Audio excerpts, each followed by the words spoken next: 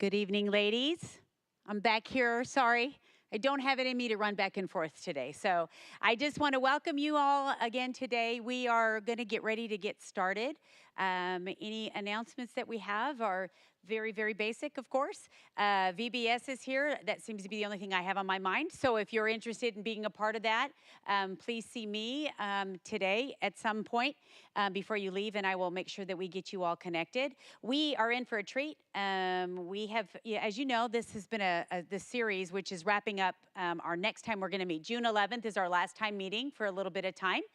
And we have been going through the book of Matthew, and we have asked several women to do a big undertaking and to take these chunks of scripture and teach it. And so our sweet speaker today is Brittany Patterson, who we are very, very pleased to have with us today.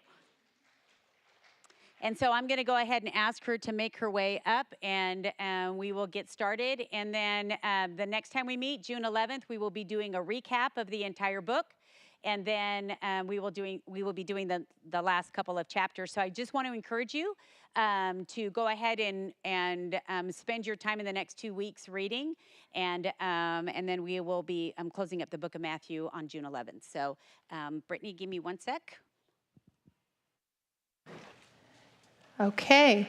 Yes, like Liz said, my name is Brittany. I'm really honored to be with you tonight. Thank you for having me. We have a lot of ground to cover in not a lot of time. So if you'll open your Bibles to Matthew chapter 24, and I'm going to open us in a prayer that I'm going to take from Jesus out of Gospel of John. Father, I thank you that you have heard me. I knew that you always hear me. But I said this for the benefit of the people standing here, that they may believe in the one that you have sent. Come, Holy Spirit. Amen. So what we are about to read is the end of Jesus' teaching ministry as it is presented by the gospel author Matthew. After this, Jesus' story is going to climax in a horrifying way, which you're going to come back in 2 weeks and hear all about. But we're going to get started in Matthew chapter 24, verse 1. Jesus left the temple and was walking away when his disciples came up to him and to call his attention to its buildings. "Do you see all these things?" he asked. "Truly I tell you, not one stone here will be left on another. Every one will be thrown down." Now, just before this story, in Matthew chapter 23, Jesus was pronouncing judgment on the temple establishment, the people who run the thing. And now he's saying that even the physical location of the temple is going to suffer physical consequences. At this point in the Bible story, the temple had already been destroyed once by Babylon, but Herod, same Herod from the Christmas story, had begun to rebuild it, and it was a marvel of the ancient world. It had walls that were 165 feet high, which was an architectural feat unheard of in the first century, and Jesus is simply not impressed. Here, Jesus is predicting the literal destruction of the temple, which actually came to pass during the Roman War of AD 67 to 70, when Roman Prince Titus destroyed the temple. So this is not a metaphor. These events really happened, and that is a huge thing to predict. Go to verse 3. As Jesus was sitting on the Mount of Olives, the disciples came to him privately. "Tell us," they said, "when will this happen? And what will be the sign of your coming and of the end of the age?" You see, saying the temple would be destroyed was a cataclysmic end times type of thing to say. It would be like Pastor Dennis saying, imminently in history, America is going to be reduced to nothing. Every city, every industry, every community is going to be reduced to rubble. Not one single stone left in the entire nation. And you can maybe begin to imagine just a little bit how that sounds like the end of the world. So naturally, his disciples ask him to tell them when it's going to happen and what they should do about it. Now, this is really, really important. What we are about to read is an answer to that question. Remember, reading scripture in context is super important. The disciples ask, when will this happen? And what is this? It's the destruction of the temple that Jesus just predicted. So everything Jesus is about to say is an answer to that Question: why does this matter so much? Well, because Matthew's chapter 24 and 25 are two chapters most notoriously stripped of their context and twisted into new, weird shapes to make them about something that they are not, namely the end of the world. Jesus is talking about the destruction of the temple, something that actually happened in history in AD 70. But this chapter has been widely read to describe something that hasn't even happened yet: the end of the world. But that's not just problematic because it blatantly ignores the specific context of the passage, but because all throughout the New Testament, when Jesus does talk about the end of the story, he describes it as a redemption, a restoration, as the renewal of all things. So let's read his answer to the question about the destruction of the temple. Verse 4. Jesus answered, "Watch out that no one deceives you, for many will come in my name claiming I am the Messiah and will deceive many." So Jesus issues the first of several warnings. This one is about fake messiahs. Again, this is not a metaphor. We know from history that Jesus was right. There were all sorts of would-be messiahs who attempted to lead Israel in failed rebellions against Rome. Famously, a historian outside of the Bible named Josephus gathered a following for himself to rebel against Rome around AD 46. Another famous one, Bar Kokhba, led a small uprising against Rome in AD 132. After this, in AD 135, the Emperor Hadrian came in and completely destroyed the city of Jerusalem and built a new city on its foundations. All of that to say, Jesus was right. It happened as he said. Let's keep reading. Verse 6. "You will hear of wars and rumors of wars, but see to it that you are not alarmed. Such things must happen, but the end is still to come. Nation will rise against nation, and kingdom against kingdom. There will be famines and earthquakes in various places. All these are the beginnings of birth pains." The metaphor of birth pains shows up all throughout the Hebrew scriptures to describe a painful period that gives way to new life. And Jesus wants to tap into that metaphor so that you keep it in mind as he continues. Let's jump to verse 9. "Then you will be handed over to be persecuted and put to death, and you will be hated by all nations because of me. At that time, many will turn away from the faith and will betray and hate each other. And many false prophets will appear and deceive many people. Because of the increase of wickedness, the love of most will grow cold." That's a powerful line from Jesus. "But the one who stands firm to the end will be saved. And this gospel of the kingdom will be preached in the whole world as a testimony to all nations, and then the end will come." Here's Jesus' second warning to his disciples. He warns them of coming hardships and persecutions. They will be singled out for persecution specifically because they follow Jesus. And once again, Jesus was right.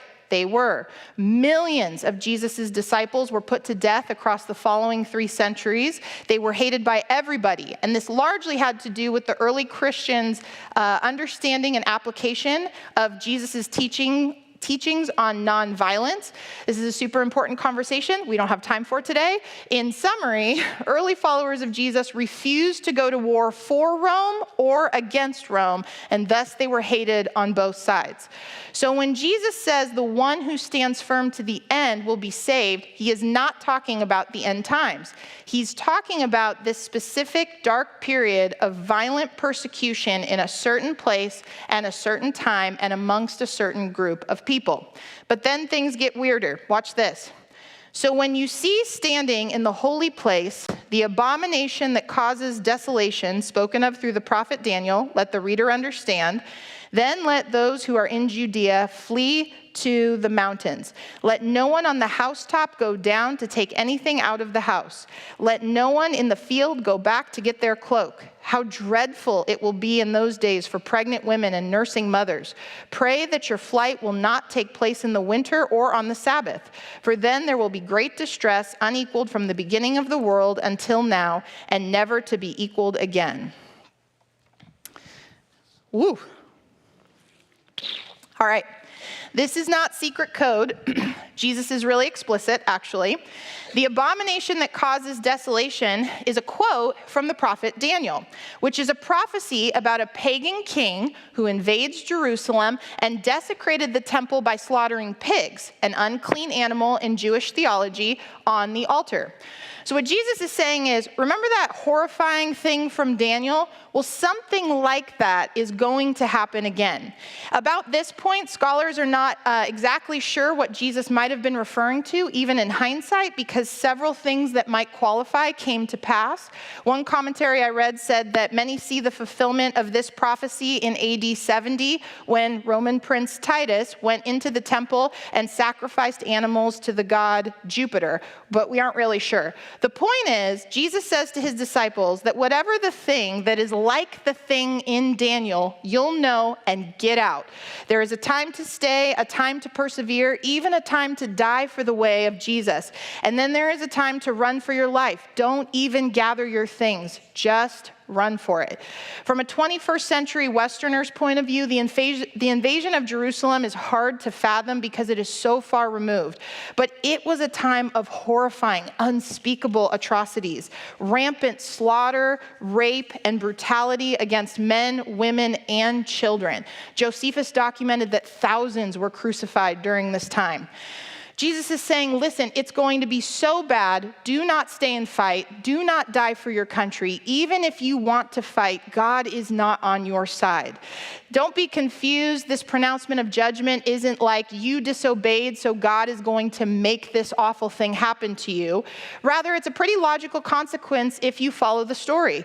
Israel has rejected the way of the peaceful kingdom that Jesus came to bring, and they will insist on a road of political violence against Rome, who will strike back with cruel violence. And so, within those natural consequences, the temple is going to fall and things are going to be really bad. Jesus goes on, verse 22. If those days had not been cut short, no one would survive. But for the sake of the elect, those days will be shortened. At that time, if anyone says to you, look, here is the Messiah, or there he is, do not believe it. For false messiahs and false prophets will appear and perform great signs and wonders to deceive, if possible, even the elect. See, I have told you ahead of time. Don't think of the elect like predestination. In the Jewish mind, the elect were the true people of God. They were the faithful people, another way of saying the righteous. And this makes sense in context. If God had not shortened these days of persecution, no one faithful to Yahweh would be left. Go to 26, keep going. So if anyone tells you, there he is out in the wilderness, do not go out. Or here he is in the inner rooms, do not believe it. For as lightning that comes from the east is visible even in the west, so will be the coming of the Son of Man. Wherever there is a carcass, there the vultures will gather. Immediately after the distress of those days, quote, the sun will be darkened and the moon will not give its light. The stars will fall from the sky and the heavenly bodies will be shaken. This is another quote from an Old Testament prophet, this time Isaiah.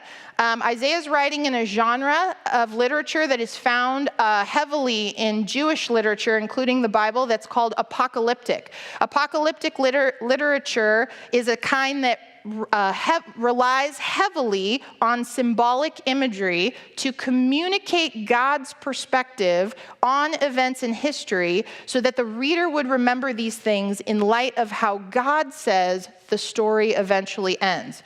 So Jesus doesn't intend to quote Isaiah as a means of describing literal coming events, the sun going out, the stars falling down, all that, but to highlight with symbols exactly how catastrophic this real time in history would be. We have micro versions of similar things in the here and now. We say things like, I'm falling apart, or I have a splitting headache. These figurative, hyperbolic word pictures emphasize the seriousness of our distress with imagery that we understand and that we take for granted is not literal. Sadly, taking this literally is what has happened to this teaching over time, probably because we can scarcely wrap our minds around just how catastrophic the fall of the temple would have been for the people of Israel. But you have to stay with Jesus in his context and his genre. He goes on, verse 30. Then will appear the sign of the Son of Man in heaven, and then all the peoples of the earth will mourn when they see the Son of Man coming on the clouds of heaven with power and great glory. And he will send his angels with a loud trumpet call, and they will gather his elect from the four winds, from one end of the heavens to the other. The Son of Man coming on the clouds of heaven is once again not referring to the literal end of the world, but is referencing yet another Old Testament quote from apocalyptic literature, this time from Daniel chapter 7. Daniel chapter 7 is about the coming of this mysterious figure called the Son of Man, which was actually one of Jesus' favorite names for himself. However, Daniel chapter 7 is about the coming of the Son of Man to God, not to earth. You see, clouds in the Hebrew scriptures typically symbolize an appearance of God. If you think all the way back to Israel wandering the desert after their liberation from Egypt, you know that God's presence led them as a cloud by day. This is called a theophany, an appearing of God. So Daniel chapter 7 is not about the second coming of the Son of Man, but about the vindication of this figure called the Son of Man.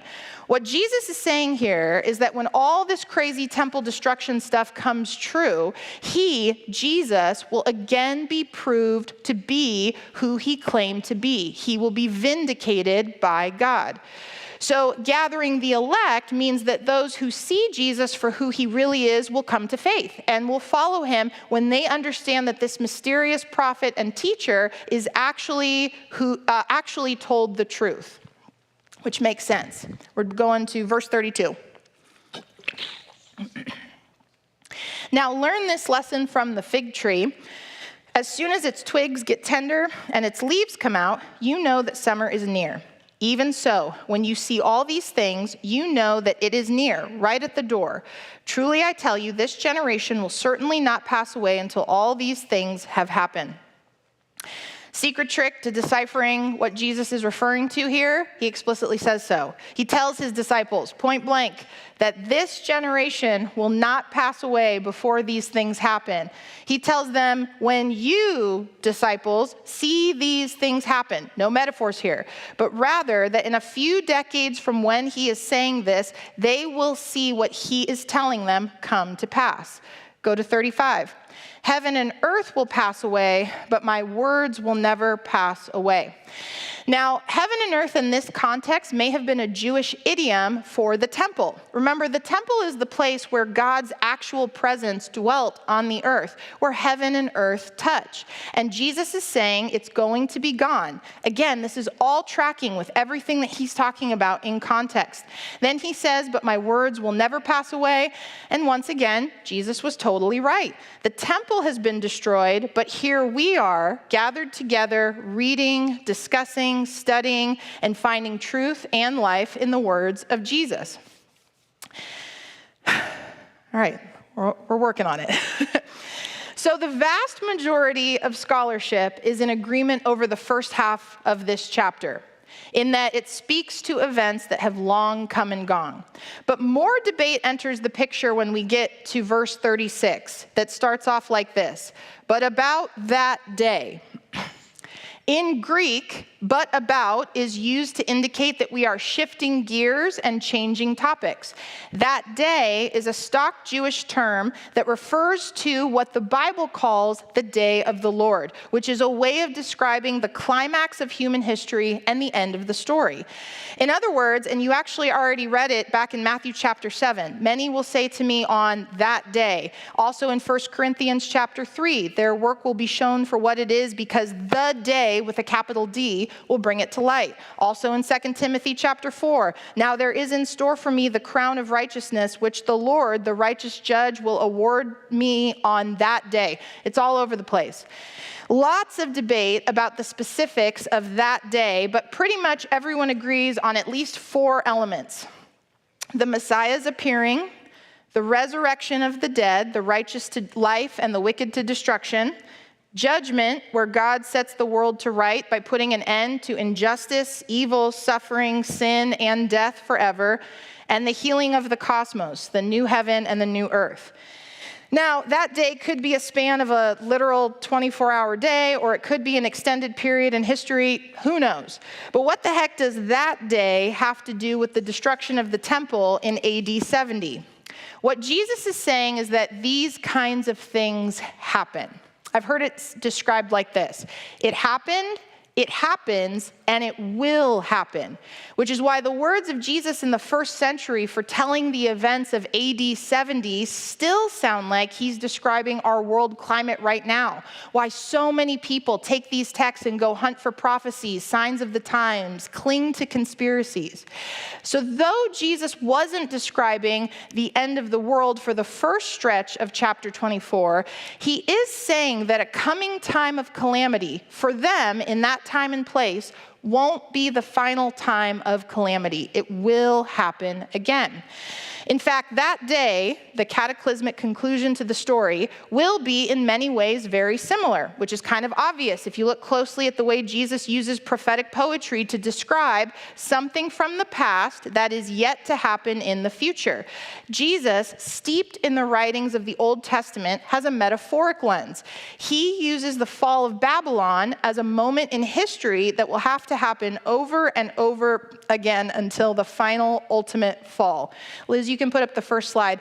I love the way that Dr. Tim Mackey at the Bible Project puts it. Hopefully. It'd be helpful if you could see it just for following along, but that's okay. I'll keep going. Every generation will have its own replay of the human condition and the rise and fall of its own Babylons, some worse than others, leading up to a final culminating point. But every generation is to see itself as living in the book of Revelation. Jesus is pointing both to his near future, the destruction of the temple that's on his horizon, and to a future far beyond that one. So back to 36. But about that day or hour, no one knows, not even the angels in heaven, nor the Son, but only the Father. So there's a huge difference between this future. There's a huge difference in this future far beyond. It's not like this whole temple thing, because with the temple destruction, you will see that coming. You could forecast it. There are all kinds of warnings that you can look for. But this other day, you won't know. I don't even know, Jesus says. Remember, Paul says Jesus made himself nothing. He set aside all the omnis. God is omnipresent. He is all places at once. But Jesus is only one place at a time. God is omnipotent. He is all powerful. Jesus gets tired. He has to eat. He has to rest. He even dies. God is omniscient. He knows everything there is to be known. But Jesus has to ask questions. We're told in the scriptures that Jesus had to grow in wisdom. And here he openly admits he does not know the day or the hour. Then things get crazier. 37. As it was in the days of Noah, so it will be at the coming of the Son of Man. For in the days before the flood, people were eating and drinking, marrying and giving in marriage, up to the day Noah entered the ark. And they knew nothing about what would happen until the flood came and took them all away. That is how it will be at the coming of the Son of Man. 2 men will be in the field, one will be taken and the other left. 2 women will be grinding with a handmill, one will be taken and the other left. Okay, at this point, honestly, we really should take a big, deep dive here into the idea of the rapture. That's really prominent in Christian tradition. And the rapture, if you don't know, is a way of reading about the climax of human history like this. Jesus comes on the clouds of heaven. His followers are caught up with him and taken to heaven. And then God unleashes the apocalypse on unrepentant sinners left behind. And we absolutely just do not have time for a deep dive on this. But here's just a couple of things to note. Even avid proponents of rapture theology concede that there are probably only 2 passages in the Bible that even mention it. In 1 Thessalonians chapter 4, and here you just read it in Matthew chapter 24. As we read about people being taken away, but when you look at the context of the entire passage, being taken is a bad thing.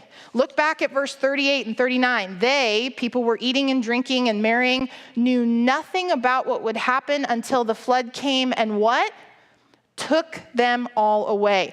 If you are taken by floodwaters in Noah's day, that is not a good thing. You don't want to get taken. Remember the context. If you're a first century Jew and it is that day, you don't want to be taken. You want the Messiah to come and to rule and reign over Jerusalem and in the world you are in. So we think that this is either Jesus' way of describing the image of Prince Titus's siege of Jerusalem, where you would not want to be taken by your oppressors who are invading your city, or it could be about judgment and the second coming, and still being taken is not a good thing. Jesus is calling his disciples to a specific type of preparedness. But this text has sometimes inspired Christians to have the wrong kind of preparedness. In Matthew chapter 24, Jesus is warning his disciples to prepare for something serious in the near future, inevitable suffering and persecution. And he does talk about a coming day of judgment on the farther out horizon. But this kind of preparedness into which he invites his disciples is very different. To make this point, Jesus tells a short story, verse 45. Who then is the faithful and wise servant whom the master has put in charge of the servants in his household to give them their food at the proper time? It will be good for that servant whose master finds him doing so when he returns. Truly I tell you, he will put him in charge of all his possessions. But suppose that servant is wicked and says to himself, my master is staying away a long time. And then he begins to beat his fellow servants and to eat and drink with drunkards. The master of that servant will come on a day when he does not expect him and at an hour he is not aware of. He will cut him to pieces and assign him a place with the hypocrites where there will be weeping and gnashing of teeth. Yikes.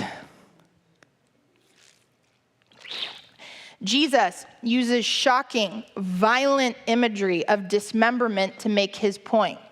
This, in other words, is very serious stuff.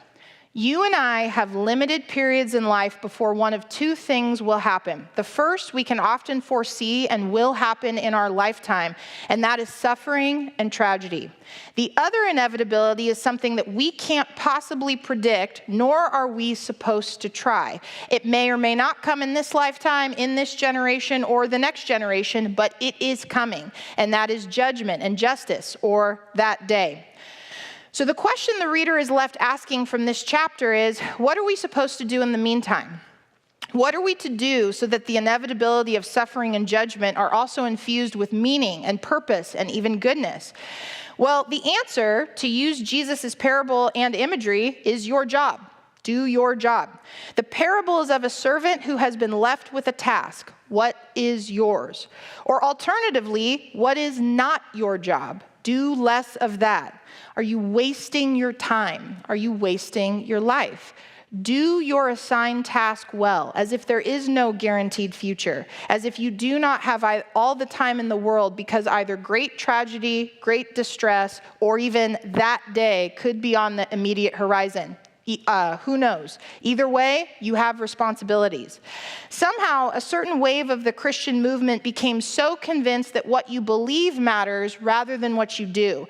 But the Bible has no idea how to separate those things. For Jesus, what you believe is evidenced by what you do, and what you do reveals the truth about what you believe. And there are consequences for both. So in the second half of this final teaching, Jesus uses parables, which are short stories laden with metaphor and mystery to draw the listener in and affect the heart and eventually the way of life. So you get a story about bridesmaids, one about investments, and later one about goats. Each story is a lesson in how to wait well. What just preceded these stories, remember, was Jesus reminding his disciples that things are going to get really bad. So let's read the first story, chapter 25. At that time, the kingdom of heaven will be like 10 virgins who took their lamps and went out to meet the bridegroom. 5 of them were foolish and 5 were wise. The foolish ones took their lamps but did not take any oil with them. The wise ones, however, took oil in jars along with their lamps. The bridegroom was a long time in coming, and they all became drowsy and fell asleep. At midnight, the cry rang out, "Here's the bridegroom, come out to meet him." Then all the virgins woke up and trimmed their lamps. The foolish ones said to the wise, 'Give us some of your oil. Our lamps are going out.' 'No,' they replied, 'there may not be enough for both us and you. Instead, go to those who sell oil and buy some for yourselves.' But while they were on their way to buy the oil, the bridegroom arrived. The virgins who were ready went in with him to the wedding banquet, and the door was shut. Later, the others also came. 'Lord, Lord,' they said, 'open the door for us.' But he replied, 'Truly I tell you, I don't know you. Therefore, keep watch, because you do not know the day or the hour.'" In this parable, the bridegroom, you've probably guessed, is Jesus, and the bridesmaids are the people who know and love him, who know him and who love him. The bridesmaids have lamps, tools that they were given to help them wait well, but due to decisions made by each girl, some of them arrive at the time ill-prepared. The lamps do not have enough oil to last the duration of the waiting. Super important to note, the women are not outsiders. They know the bridegroom. They have lamps. They've been placed in the wedding party. These are insiders. That's why this parable is so sobering. It's not enough to just have the lamp or to just be in the wedding party. It's not enough for the lamp to burn bright while it burns, as though it would never go out. The lamp needs oil. It needs attention. It needs perseverance, and it can go out. In this story, the wait is longer than expected, which is interesting because in chapter 24, Jesus was talking about how it would be sooner than expected. He didn't change his mind, but is rather making a point with this dichotomy. I don't know if we got our screen back, Liz. Oh, no worries. Okay. He's making a point. New Testament scholar Dale Bruner says it like this. In his first parable, the Lord came sooner than expected. In this parable, he comes later than expected. However we calculate the return, we will probably be wrong. Better not calculate at all. Then suddenly, the bridesmaids find themselves unprepared. But on the metaphor's terms, if you have a big group of bridesmaids and none of them has enough oil because they shared with the ones who weren't prepared, then no one would be ready to meet the bridegroom. So the ones unprepared run off to get more oil, but when they return, it's too late. The language is really striking and scary, and the door was shut. Jesus says this story is like the one that follows. Let's read it. Again, this is verse 14. Again, it will be like a man going on a journey who called his servants and entrusted his wealth to them. To one he gave 5 bags of gold, to another 2 bags, and to another 1 bag, each according to his ability. Then he went on his journey. The man who had received 5 bags of gold went at once and put his money to work and gained 5 bags more. So also the one with 2 bags of gold gained 2 more. But the man who had received 1 bag went off, dug a hole in the ground, and hid his master's money. After a long time, the master of those servants returned and settled accounts with them. The man who had received 5 bags of gold brought the other 5. "Master," he said, "you entrusted me with 5 bags of gold. See, I have gained 5 more." His master replied, "Well done, good and faithful servant. You have been faithful with a few things. I will put you in charge of many things. Come and share your master's happiness." The man with 2 bags of gold also came. "Master," he said, "you entrusted me with 2 bags of gold. See, I have gained 2 more." His master replied, "Well done, good and faithful servant. You have been faithful with a few things. I will put you in charge of many things. Come and share your master's happiness." Then the man who had received 1 bag of gold came. "Master," he said, "I knew that you are a hard man, harvesting where you have not sown and gathering where you have not scattered seed. So I was afraid and I went out and hid your gold in the ground. See, here is what belongs to you." His master replied, "You wicked, lazy servant. So you knew that I harvest where I have not sown and gather where I have not scattered seed? Well, then you should have put my money on deposit with the bankers so that when I returned, I would have received it back with interest. So take the bag of gold from him and give it to the one who has 10 bags. For whoever has will be given more, and they will have an abundance. Whoever does not have, even what they have will be taken from them. And throw that worthless servant outside into the darkness, where there will be weeping and gnashing of teeth." Whew. So here, a master entrusts his servants with resources and eventually comes back. Just so we're clear, a bag of gold is an outrageous sum of money that is entrusted by the master to his respective servants. Bible scholars have debated on the symbolism of the bag of gold, but the intention of a parable is not to answer all of your questions with precision and clarity. You, the hearer, are meant to puzzle over the meaning and significance of the story and the symbols presented here by Jesus. Whatever symbol you think the bags of gold represents, gifting, vocation, ability, aptitude, time, wealth, money, notice that everyone is given something, and all of them are servants of the master. And after the gold is distributed, there is an important, meaningful time to make creative, wise use of these investments. But that period of opportunity eventually comes to a close, and the characters in the story have to answer for what they did and did not do with what they were given. Some of the master's servants have utilized the resources he's given in such a way that there's something to show for it. But one of them doesn't do anything, goes out of his way to bury the bag of gold. He hides, he's idle, he sits there as the days wear on. He plays it safe, he doesn't get his hands dirty, he risks nothing, and he stays comfortable. When the master returns, he has nothing to show for the time he was responsible for his master's resources. What these stories are arguing is that what you do matters, not just what you've decided to believe in your heart. Scott McKnight, commentating on this, writes this: sensitive theologians are sometimes nervous about the way Jesus talks.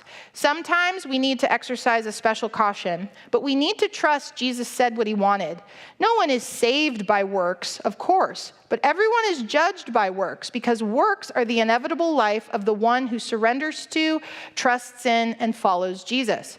You can avoid these texts if you wish, but anyone who has spent much time with judgment texts in the Bible knows that the Bible teaches that our final destiny is determined by works. We may be saved by faith, but we are judged by works. Every judgment scene in the Bible is a judgment of works. Our problem is that our cultural paradigm for belief is something that happens internally. But in the Bible, Jesus often and explicitly teaches that the way to tell whether or not someone is his disciple is to examine the things they do outwardly. You can tell that way, Jesus says. The things they say, the way they spend their money, how they treat other people, especially the way they treat those that society has deemed as less than. The Bible has no paradigm for an entirely inward faith, which is why Jesus taught unapologetically, if you love me, you will keep my commands. It's easy to think being saved means being saved from judgment, but Jesus is making it really clear that everyone, the saved and the unsaved, are going to be judged for what they did with the life, the gifts, the resources that God has given. He did not make you a tree, an ant, or a rock. He made you unique and unrepeatable, living in a certain time and place with certain access to the things that God cares most about, human souls. How are you stewarding your gifts? Not at all to say that you'll never screw up or get it wrong or go through a rough patch. That's inevitable, and the Bible's really clear about that. But belief in the scriptures is active and relational, and you can tell when someone believes by evaluating the way that they live. Now, judgment can be a scary concept, but it's also the hope that humanity almost universally craves, that wrong things will be made right. It also means that evil will be destroyed, and that is good, but scary. Everyone wants judgment, because judgment is actually good news. It means redemption and healing and justice. But we don't like the word judgment because it also reminds us of punishment or the eradication of evil that we know is also in us. But even still, somewhere within us, everyone wants judgment. Matthew finds this point so important that he concludes Jesus' teaching career with this stark scene of final judgment. Verse 31, when the Son of Man comes in his glory and all the angels with him, he will sit on his glorious throne. All the nations will be gathered before him, and he will separate the people one from another as a shepherd separates the sheep from the goats. He will put the sheep on his right and the goats on his left. Now, unlike the previous teaching moments in chapters 24 and 25, this final scene is not a parable. There's obviously metaphor. We have sheep and goats, but it's not an entirely fictitious anecdote that symbolizes something else, like a parable. The sheep and the goat make up the intro, but then the symbolism is abandoned for a more realistic scene. And then this real thing that's going to happen in the future sometime, all nations are gathered before Jesus. Remember, this entire teaching is directed at Jesus' disciples. That's who he's talking to, teaching them how they are supposed to endure persecution and how to wait for his return properly. The imagery he starts with would have been very familiar to his audience, a simple but very clear picture of two different fates. A shepherd can effortlessly and expertly organize and corral sheep and goats. Keep going, 34. Then the king will say to those on his right, "Come, you who are blessed by my Father, take your inheritance, the kingdom prepared for you since the creation of the world. For I was hungry, and you gave me something to eat. I was thirsty, and you gave me something to drink. I was a stranger, and you invited me in. I needed clothes, and you clothed me. I was sick, and you looked after me. I was in prison, and you came to visit me." Then the righteous will answer him, "Lord, when did we see you hungry and feed you, or thirsty and give you something to drink? When did we see you a stranger and invite you in, or needing clothes and clothe you? When did we see you sick or in prison and go to visit you?" The king will reply, "Truly I tell you, whatever you did for one of the least of these brothers and sisters of mine, you did for me."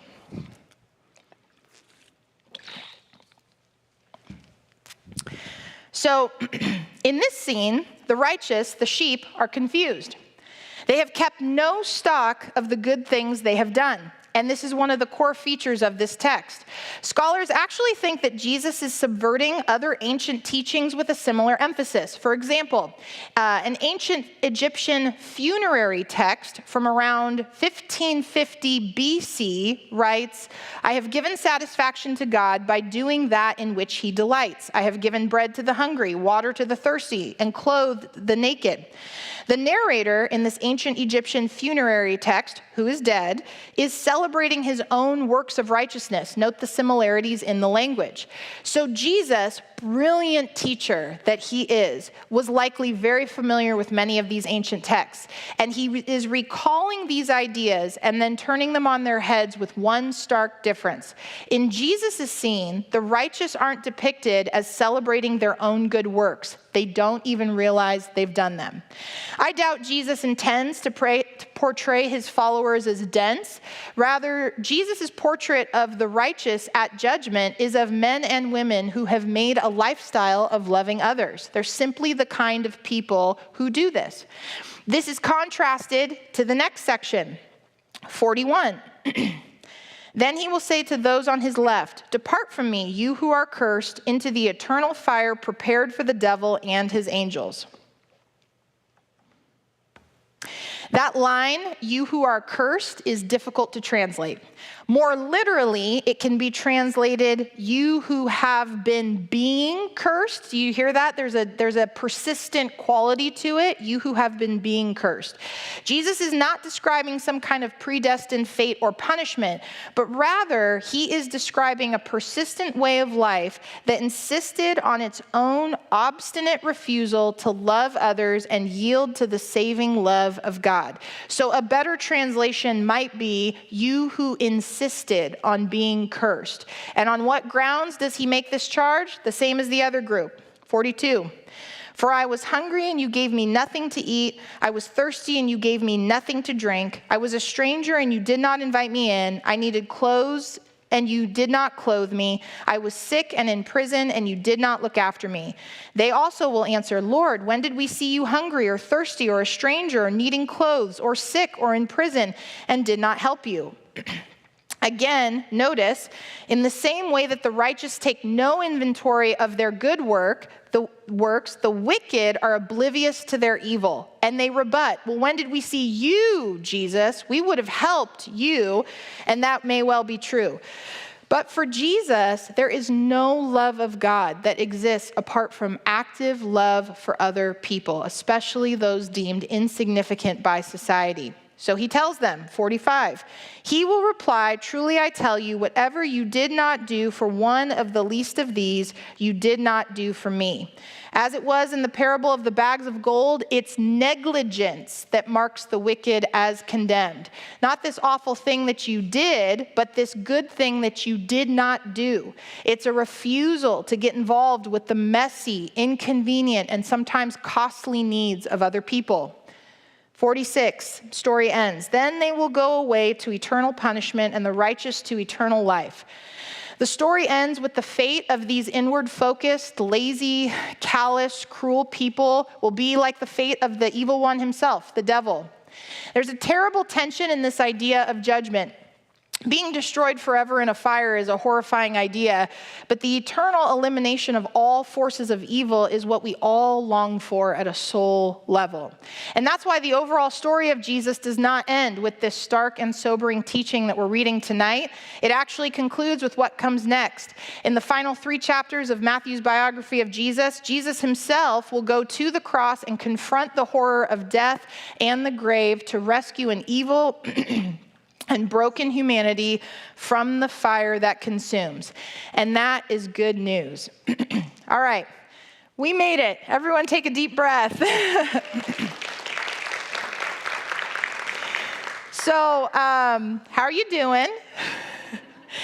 Here's something I would like you to consider. So this teaching given to a group of disciples was given to them just like I gave it to you. All at once, in one fell swoop, without all the explanation and talking it out. So how are you feeling right now? Confused? Bewildered? Angry? Afraid? Anxious? Numb? Disappointed?